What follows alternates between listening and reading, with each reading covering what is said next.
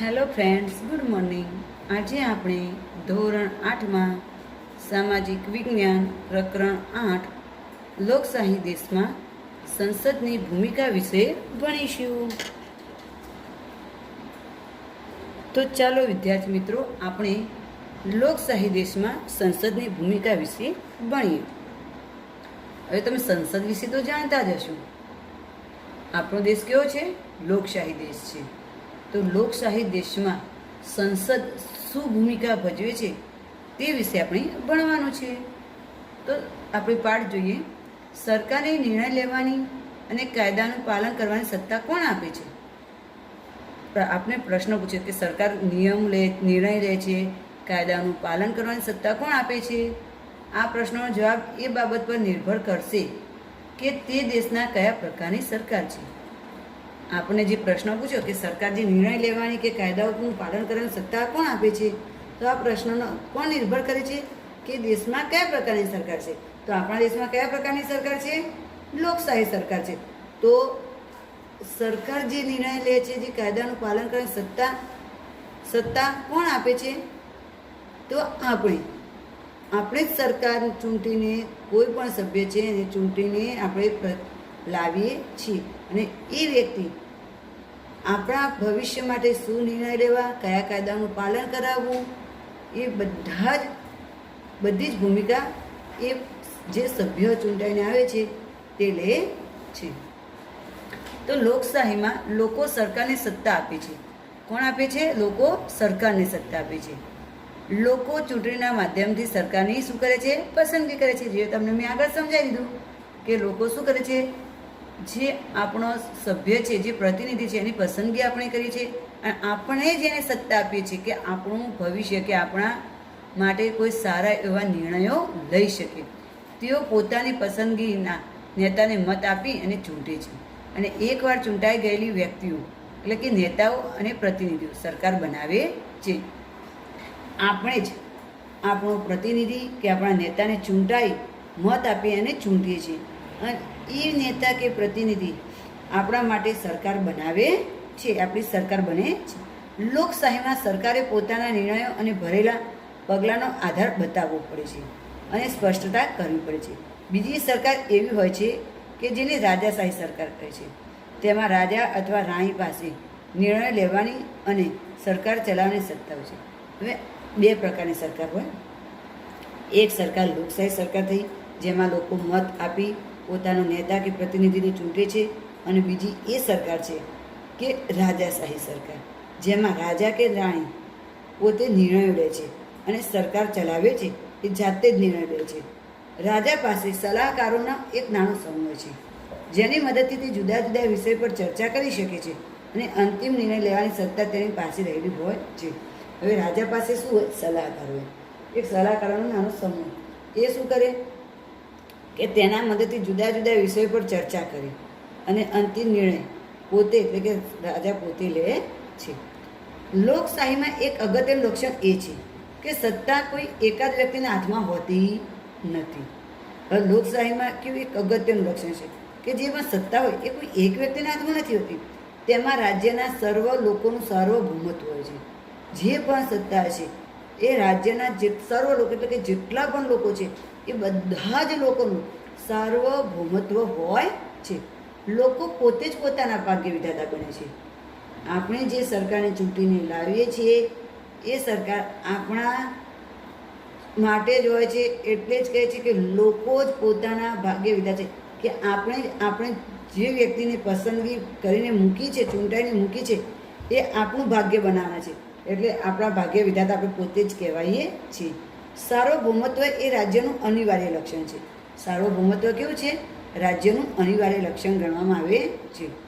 લોકશાહી માટે અંગ્રેજી ભાષામાં ડેમોક્રેસી શબ્દ વપરાય છે. લોકશાહી માટે કયો શબ્દ વપરાય છે? ડેમોક્રેસી. લોકશાહી રાજ્યતંત્રના લોકો માટે હોય છે. લોકશાહી કોના માટે હોય છે?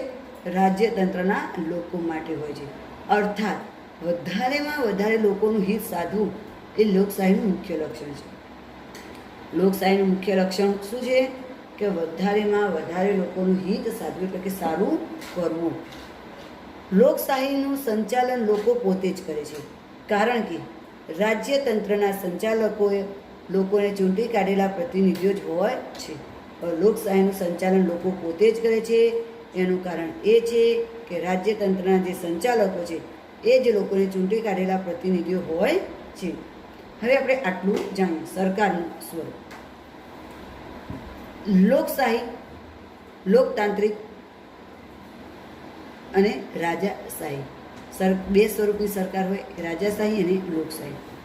રાજાશાહીમાં રાજા કે રાણી પોતે વહીવટ કરતા હોય, જ્યારે લોકશાહીમાં ભાગ પડે છે બે: અધ્યક્ષાત્મક સરકાર એટલે કે પ્રમુખની સરકાર, અને બીજો ભાગ પડે છે સંસદીય સરકાર. હવે અધ્યક્ષાત્મક સરકારમાં પણ બે ભાગ પડે છે: એકતંત્રીય સરકાર એટલે એકાત્મક સરકાર, અને બીજી છે સંઘીય સરકાર એટલે કે સમવાય સરકાર. જ્યારે સંસદીય સરકારમાં એકાત્મક સરકાર અને સંઘીય સરકાર એમ ભાગ પડે. હવે તમારે ત્યાં શાળામાં પંચાયતની ચૂંટણી થતી હશે. તમારી શાળામાં તો પંચાયતની ચૂંટણી થતી હશે, બરાબર ને? તે જ રીતે તમારા વર્ગમાં મોનિટરની ચૂંટણી પણ થતી હશે. તો મોનિટરની ચૂંટણી ધારો કે કેવું હોય આમાં કે કોઈની છોકરાઓ એમ કહેતા હોય કે મારે આને મોનિટર બનાવવું છે, તો છોકરા એમ કે ના, છોકરાઓને કે અમારે મોનિટર બનવું છે. તો આ બંને વચ્ચે ચૂંટણી થાય. કેવી રીતે કે એવું કહેવામાં આવે કે ચલો જેના જે મોનિટર રાખો એનું નામ લખીને ચિઠ્ઠી બનાવો. તો પછી બધા શું કરે, એનું નામ લખી અને ચિઠ્ઠી બનાવી દે. અને જેની ચિઠ્ઠી, જેના નામની ચિઠ્ઠી વધારે હોય એ શું બને? મોનિટર બને. ક્યારેક તમારા ક્લાસમાં કોઈ વિદ્યાર્થીની સીધી પસંદગી કરીને પણ મોનિટર બનાવવામાં આવે અને મોનિટરની ચૂંટણી ન થાય. હવે ઘણીવાર એવું બને કે સીધી બધાને એક જ વિદ્યાર્થી પસંદ હોય કે આ વ્યક્તિ સારો છે, આ ક્લાસ આખો ક્લાસ કંટ્રોલ કરશે, આખા ક્લાસના સાથે સારો વ્યવહાર કરશે, બધાને પ્રિય, બધાને એ વ્યક્તિ ગમતો હોય, તો ચૂંટણી કરવાની આવતી જ નથી. તો ચૂંટણી થતી નથી. જેથી વર્ગમાં મોનિટર બનવા માગતા બીજા વિદ્યાર્થીઓને શું મળે? તક મળતી પણ નથી. જેથી તેઓ શું કરે છે? નારાજગી વ્યક્ત કરે છે. જો બીજા વિદ્યાર્થીને મોનિટર બનવું પણ મોનિટરની એને તક ના મળે તો એને શું થઈ જાય? નારાજ થઈ જાય છે. તો શાળા પંચાયતની જેમ લોકશાહી સરકારમાં પણ પ્રતિનિધિઓ ચૂંટાય છે. જેમ શાળા પંચાયતની ચૂંટણી થઈ અને પ્રતિનિધિ ચૂંટાય છે, એવી રીતે લોકશાહી સરકારમાં પણ પ્રતિનિધિ ચૂંટાય છે. ચૂંટણીમાં ચૂંટાયેલ બહુમતી ધરાવતા પક્ષના નેતાને પ્રધાનમંત્રી એટલે કે વડાપ્રધાન બનાવવામાં આવે છે.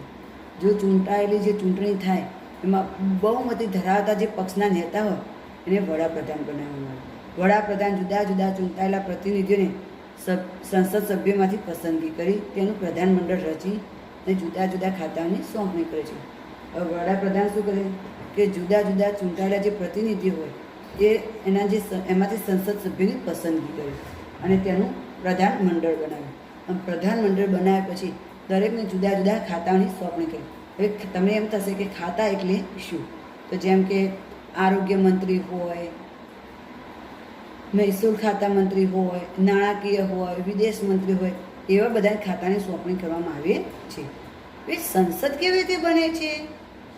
તો જોઈએ સંસદ એટલે પાર્લામેન્ટ.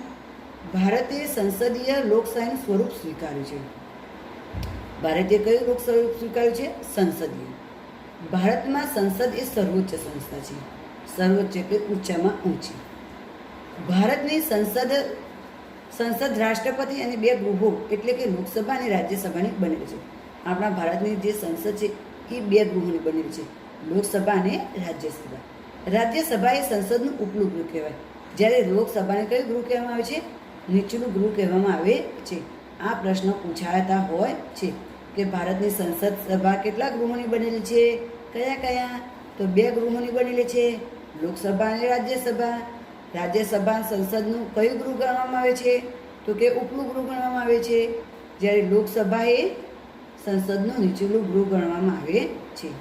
જોઈએ સંસદ, લોકસભા, રાષ્ટ્રપતિ અને રાજ્યસભા.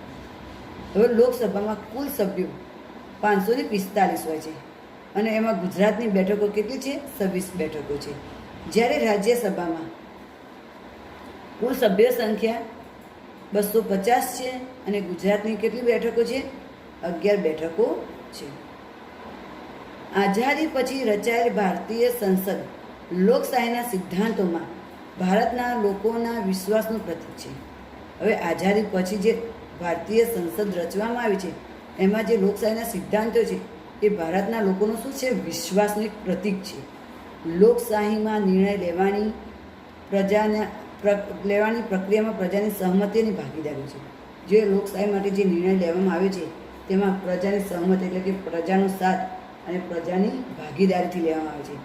આપણી શાસન વ્યવસ્થામાં સંસદની પાસે સંપૂર્ણ અને મહત્ત્વની સત્તા હોય છે, કારણ કે તે લોકોનું પ્રતિનિધિત્વ કરે છે.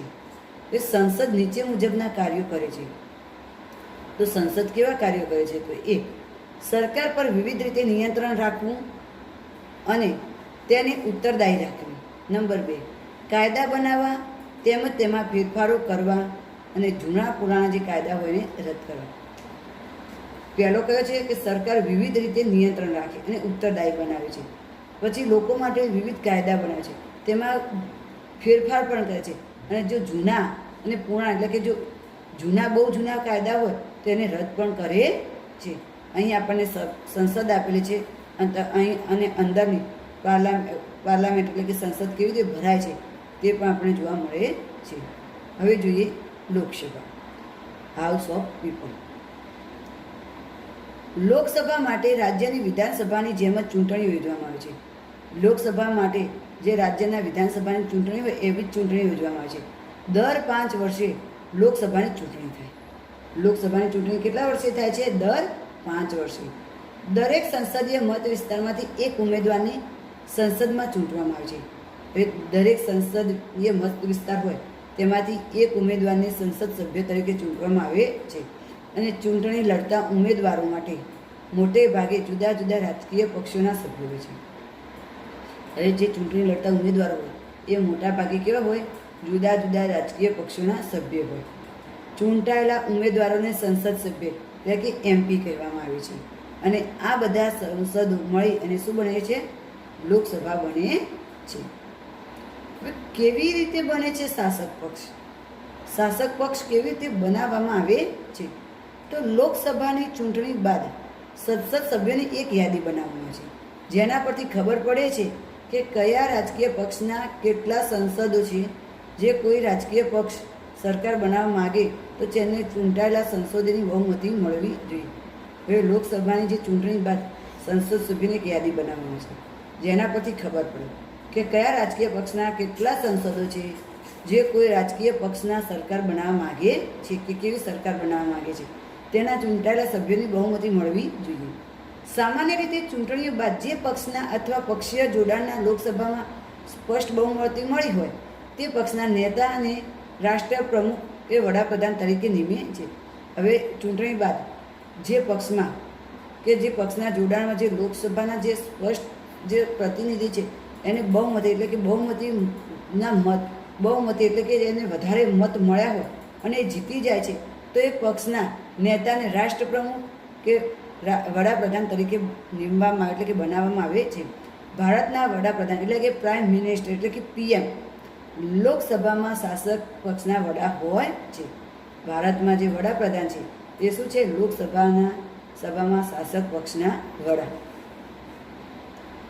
હવે વડાપ્રધાન પોતાના પક્ષના સંસદોમાંથી મંત્રીઓની શું કરે? પસંદગી કરે. હવે એમના જે સંસદના મંત્રીઓ એની પસંદગી કરે. આમ પ્રધાનમંડળ રચાય. મંત્રીઓ પ્રધાનમંત્રી કે વડાપ્રધાન સાથે મળીને નિર્ણય લે છે.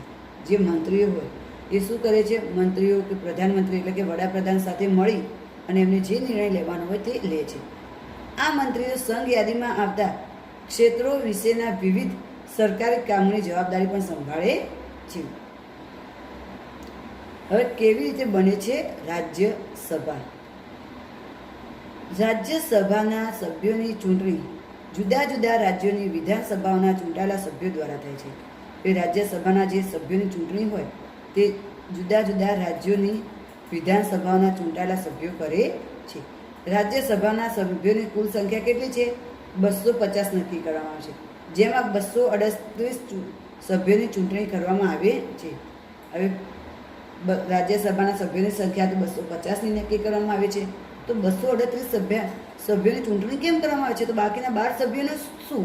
તો જે 12 સભ્યો છે તેની પસંદગી કોણ કરે છે? રાષ્ટ્રપતિ કરે છે. કે રાજ્યસભામાં 12 સભ્યોની નિમણૂક રાષ્ટ્રપતિ કરે છે. રાજ્યસભા કાયમી ગૃહ છે એટલે તેનું સંપૂર્ણ વિસર્જન થતું નથી. રાજ્યસભા કેવું ગૃહ કહેવાય? કાયમી. એટલે એને સંપૂર્ણ વિસર્જન થતું નથી. દર 2 વર્ષે એના 3 ભાગના સભ્યો નિવૃત્ત થાય છે અને તેટલા જ સભ્યોની ચૂંટણી કરવામાં છે. દર 2 વર્ષે એટલે કે 2 વર્ષે ચૂંટણી થાય એટલે એના જે 3 ભાગના સભ્યો એ શું થાય?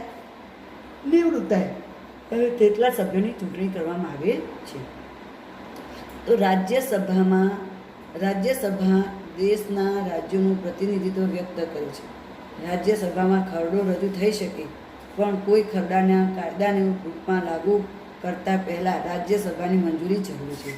હવે રાજ્યસભા છે એ દેશમાં રાજ્યોનું પ્રતિનિધિત્વ વ્યક્ત કરે છે. તો રાજ્યસભામાં ખરડો રજૂ થાય એ પહેલાં કોઈ ખરડાના કાયદાના રૂપમાં જો લાગુ કરવામાં આવતો નથી. એ પહેલાં જો લાગુ કરવો હોય તો એ પહેલાં રાજ્યસભાની મંજૂરી લેવી જરૂરી છે. સંસદનું આ ગૃહ લોકસભાની બનાવેલા કાયદાઓની સમીક્ષા કરે છે. જે સંસદનું આ ગૃહ છે એ લોકસભાએ જે બનાવેલા કાયદાનું શું કરે છે? સમીક્ષા કરે છે. તો આ રાજ્યસભાની ભૂમિકા મહત્ત્વની છે. રાજ્યસભાનું સંચાલન કરનારને સભાપતિ કહે છે. સંસદનું આ ગૃહ લોકસભાને શું કરે છે? બનાવેલા કાયદાઓની સમીક્ષા કરે. અને આમ રાજ્યસભાની ભૂમિકા કેવી છે? મહત્ત્વની છે. અને રાજ્યસભાનું સંચાલન કરનાર સભાપતિ કહે છે. જે રાજ્યસભાનું સંચાલન કરે છે એને સભાપતિ કહેવામાં આવે છે. અને હોદ્દાની રૂએ ઉપરાષ્ટ્રપતિ રાજ્યસભાના શું કહેવામાં આવે છે? સભાપતિ બને છે. અહીં આપણે સંસદનો પ્રશ્નોત્તરી સમય આપ્યો છે. અહીં બધા એકબીજાને શું કરતા હોય છે? પ્રશ્નો કરતા હોય છે. જ્યારે સંસદનું સત્ર ચાલતું હોય ત્યારે સૌથી પહેલાં પ્રશ્નોત્તરી માટે સમય નક્કી કરવામાં આવે છે, જેના માધ્યમથી સંસદ સભ્ય સરકારના કામકાજ વિશેની જાણકારી પ્રાપ્ત કરે છે. હવે જ્યારે સંસદ સભ્ય સત્ર એટલે કે સંસદ ચાલુ હોય ત્યારે એમને જે પ્રશ્નોત્તરી કરવાનો સમય નક્કી કરી દેવામાં આવે છે, જેના માધ્યમથી એટલે કે જેના દ્વારા જે સંસદ સભ્યોના સરકારનું જે કામકાજ છે એના વિશે એમને શું મળે છે? જાણકારી એટલે કે જાણ થાય છે. તેના થકી સંસદ કારોબારીને નિયંત્રણમાં રાખે છે. તેના થકી શું થાય છે? કે જેના દ્વારા સંસદની જે કારોબારી છે નિયંત્રણમાં આવે છે. પ્રશ્નોના માધ્યમથી સરકારનું અને તેની ખામીઓ પ્રત્યે ધ્યાન દોરે છે. આ જે પ્રશ્નોનું માધ્યમ છે તેના દ્વારા સરકારની જે ખામીઓ છે તેનાથી ધ્યાન દોરાય છે.